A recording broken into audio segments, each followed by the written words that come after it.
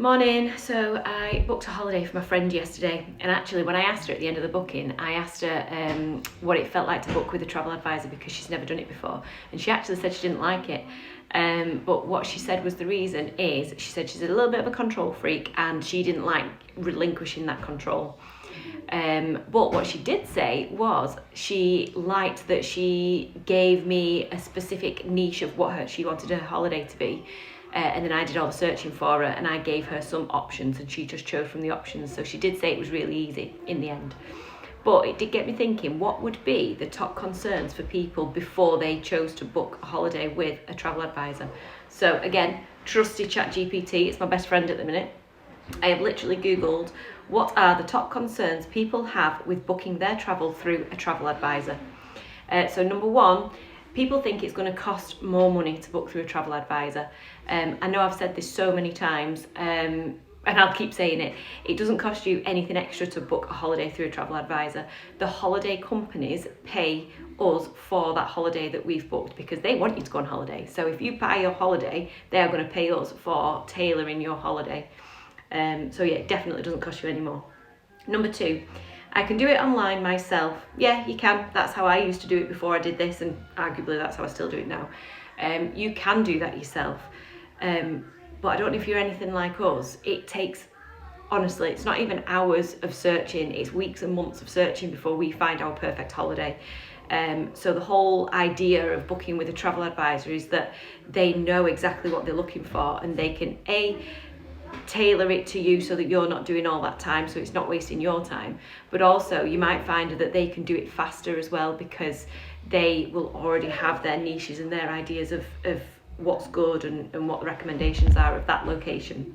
So actually it saves you a lot of time even though you can still do it yourself. Number three, people think it will take longer to book through a travel advisor. I feel like I've just answered that in the second one.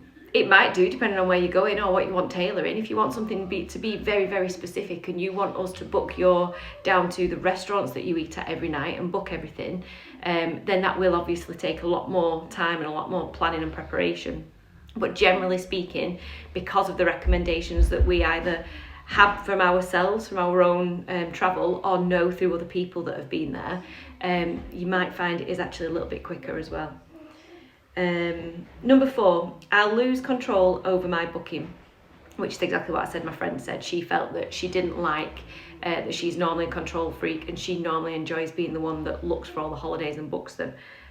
But again, she did find, even though she thought that was going to be the case, that she ended up enjoying the fact that she didn't have to do that in the end. So I suppose it swings and roundabouts. This is an important one. What if something goes wrong? Who do we speak to, if you like, if something goes wrong? That's me. Now, if you are on holiday, you're in a hotel or an apartment and something goes wrong, then by all means go and speak to somebody who's there and see if they can solve that problem in the first instance.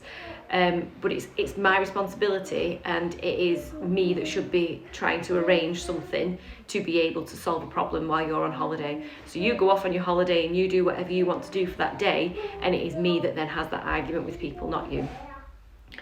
It says, number 6, you probably just push certain resorts or deals. So it says people think that you would be biased or salesy.